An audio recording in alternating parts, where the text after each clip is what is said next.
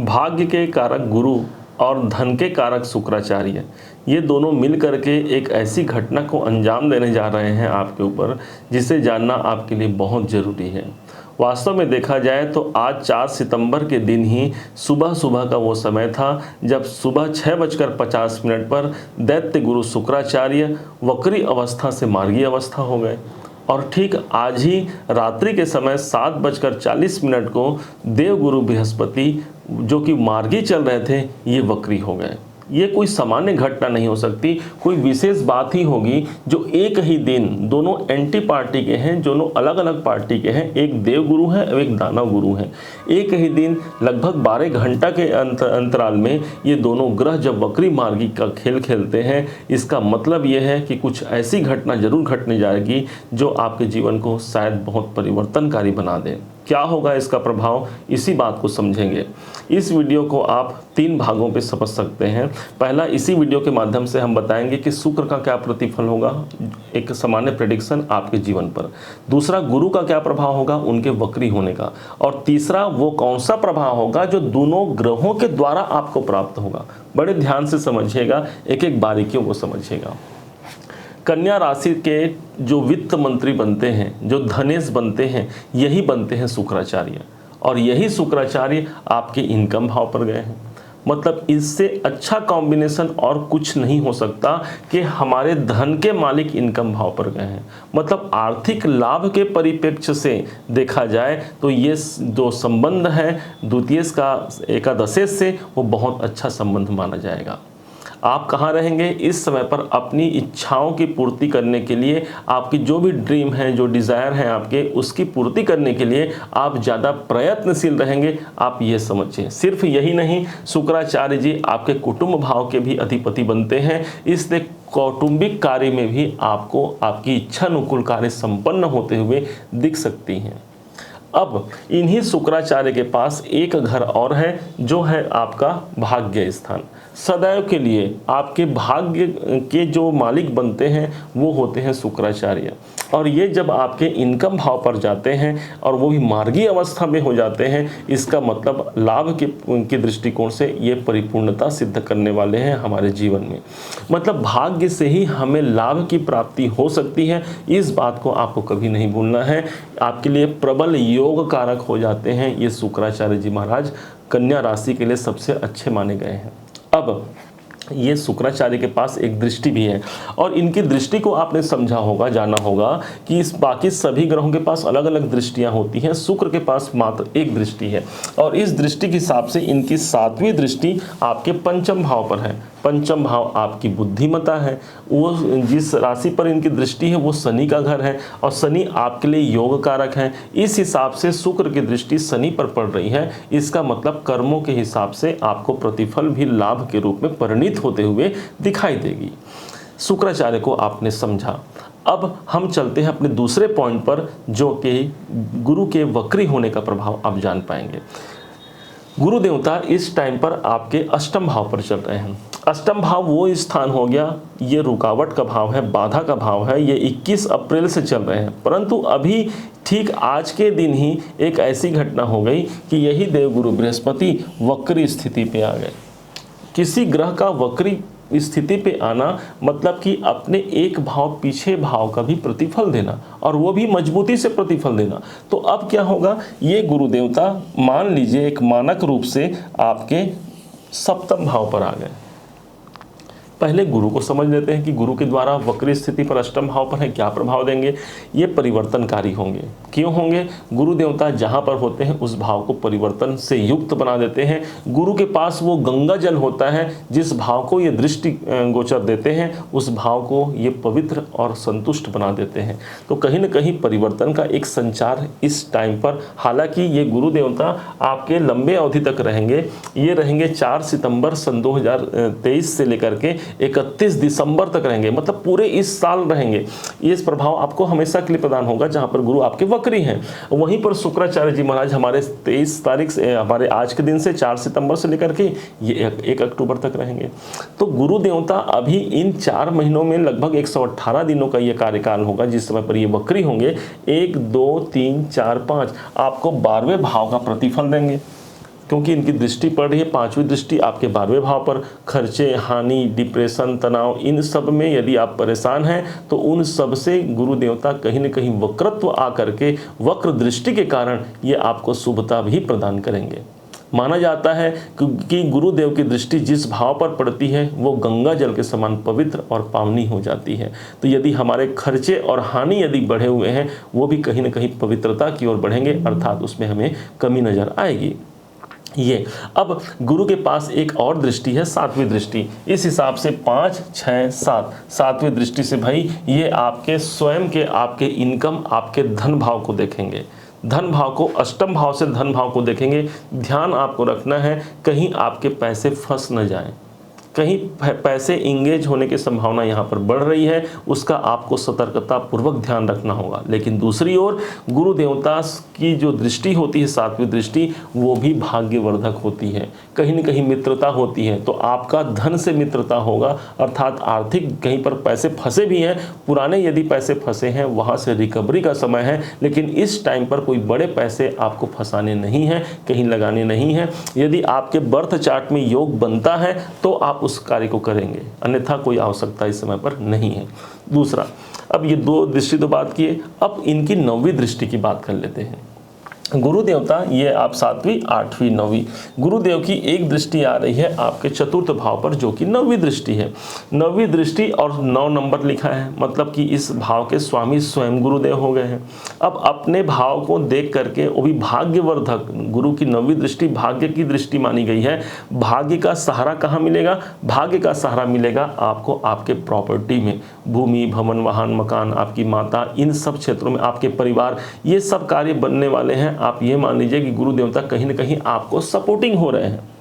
कोई भी इवेंट निकालना हो तो एक ग्रह जिम्मेदार नहीं होते, आपको समझना है। कभी आप हम अच्छे कोई वीडियो देखते हैं जिसमें अच्छा मतलब अच्छा उसमें बताया जाता है, आप प्रसन्न हो जाते हैं। लेकिन कभी कोई एक ऐसा वीडियो आ जाता है जो आपके मन को खिन्न कर सकता है।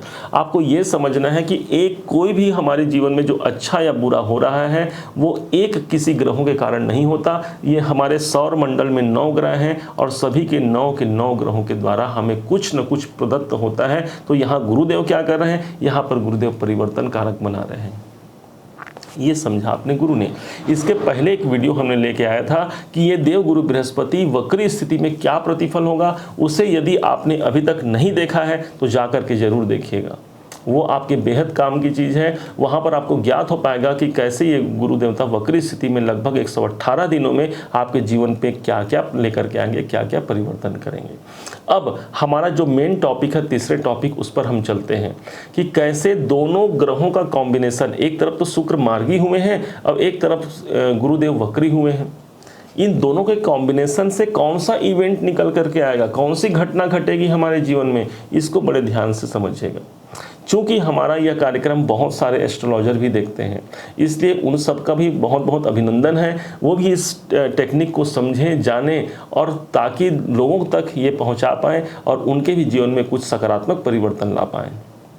देखिएगा, गुरु आपके अष्टम भाव में है। अष्टम भाव से में जब ये वक्री होते हैं, मतलब इनका प्रभाव एक घर पीछे चला गया। मतलब गुरु की एक अदृश्य सी एक उपस्थिति कहाँ हो गई? उनकी उपस्थिति आप मान सकते हैं मानक रूप से आपके सप्तम भाव पर हो गई। सप्तम भाव, और यहाँ से क्या कोई संबंध बन रहा है इस शुक्र से? क्योंकि हमने इन दोनों के अभी वर्तमान में वक्री मार्गी के कॉम्बिनेशन को निकालने का प्रयास किया है, तो क्या ये संबंध बनता है? तो पहला संबंध आप समझिए, 2 संबंध बनता है। पहला तो ये कि 12 नंबर पर है, जो कि यहीं पर आकर के शुक्र देव उच्च के होते हैं। मतलब शुक्र की उच्च राशि है 12 नंबर, और गुरु की स्वयं अपनी राशि है। एक बड़ा संकेत हो गया। और दूसरा संकेत ये हो गया, गुरु यदि यहाँ पर हम मानक रूप से मानते हैं गुरु को, तो 1 2 3 4 5 गुरु की एक दृष्टि शुक्राचार्य पर पड़ती है, अर्थात उन्होंने शुक्र पर अपनी दृष्टि दे करके उस शुक्र को अपने कैप्चर में ले लिया। गुरु कौन है? तो गुरु हमारे भाग्य हैं। समझिएगा बड़े ध्यान से, गुरु हमारे भाग्य हैं। और शुक्र कौन है? तो शुक्र हमारे धन है, हमारे पैसे हैं, हमारा वो सब कुछ है जो कुछ हमने अपने दैनिक उपभोग में हमने जो संतुष्टि प्राप्त करने के लिए अपने पास संसाधन रखे हुए हैं, भौतिकता से युक्त सभी सामग्रियां, यही शुक्र हैं। अब ये धन के कारक शुक्र और भाग्य के कारक गुरु, इन दोनों का कॉम्बिनेशन जब मिल जाता है तो आप ये समझिए कि भाग्य से ही धन की प्राप्ति, इस टाइम पर भाग्य से ही धन की प्राप्ति का संकेत मिलता है। अब भाई संकेत तो मिल गया, चलिए ठीक है, लेकिन वो घटित कैसे होगा, क्या हमें करना होगा, कैसे हमें करना होगा? तो सप्तम भाव कौन सा हो गया? सप्तम भाव को 11वें भाव से जोड़ लीजिए। हमने यहाँ लिख दिया 7 और 11, ये दोनों हाउस, ये दोनों भावों का एक कॉम्बिनेशन निकलेगा आपके जीवन में। कैसे?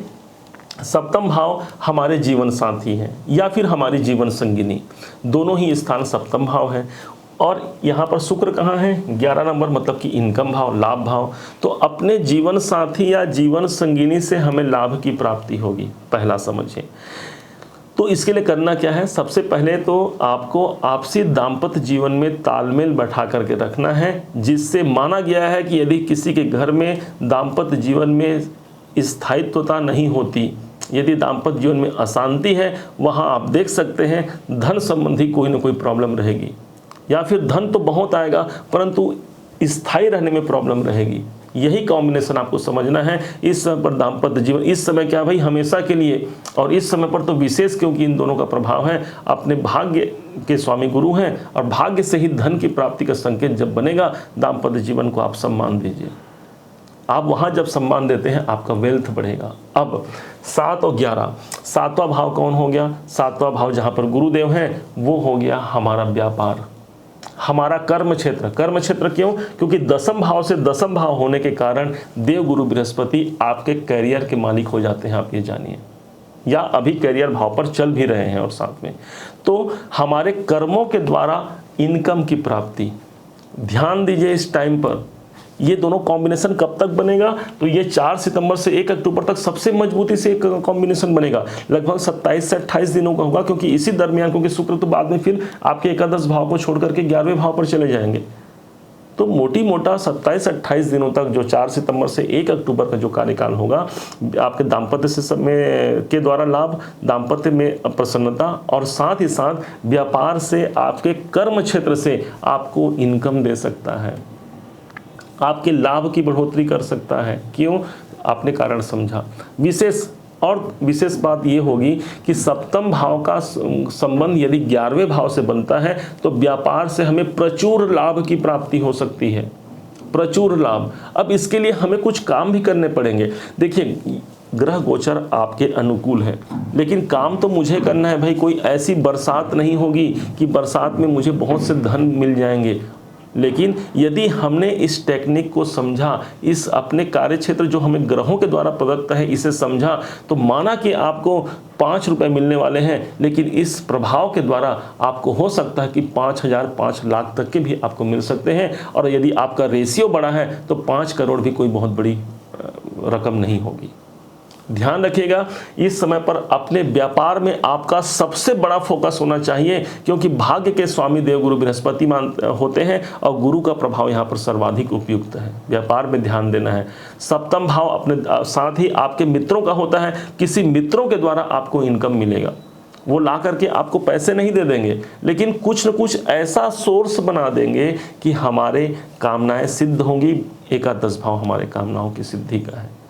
इस तरह से आप अपने वेल्थ को अच्छा खासा मजबूत बना सकते हैं, अच्छा खासा अच्छा बना सकते हैं, जिसके द्वारा आप अपने बिजनेस, अपने दाम्पत्य और साथ में वो सारी कामनाएं जो आपने कभी सोची थी, इन 27 से 28 दिनों में उसे पूर्णता की ओर ले जा सकते हैं।